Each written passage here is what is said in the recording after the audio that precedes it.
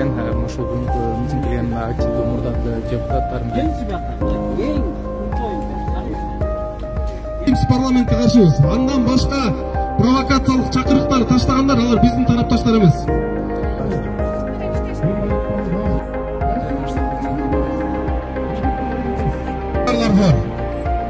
Эми сиз ушул чимкирик парламент менен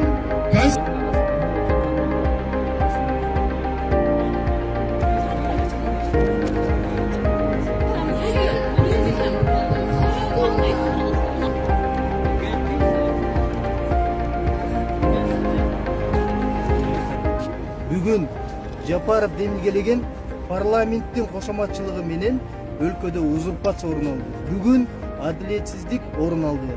Садыр Жапаров шайлоо учурунда шайлоого чейин эл алдына байма-бай чыгып, стадиондордо чогултуп сөз берген.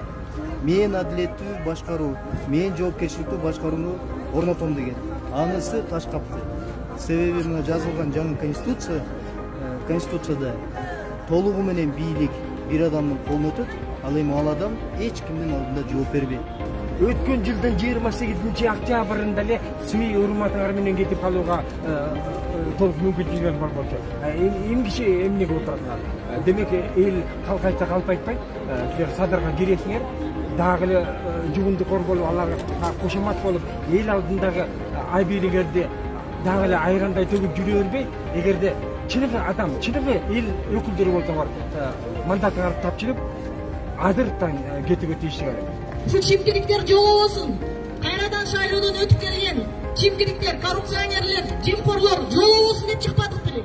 Урматтуу Жапаров мырза, жеке сизге кайрылабыз. Мамлекетти өнүктүрүү боюнча жол картаңызды бериңиз. Ичинде экономикалык реформалар, кадрлык реформалар, саясий реформа, анын ичинде конституциялык реформа кандай жол менен, качан, кантип кабыл алынат дегенди бекитип бериңиз. Мына ошондо сизди президент катары тааныйбыз. Болбосо сиз биз үчүн президент эмессиз. Айтарым, бүгүнкү тынчтык митингине келип, катышып бергениңиздерге терең ыраазычылык билдиребиз. Коркпой келгениңерге рахмат. Кийин дагы уланат, бул токтобойт. Бул иш-чарабыз менен токтотпойбуз.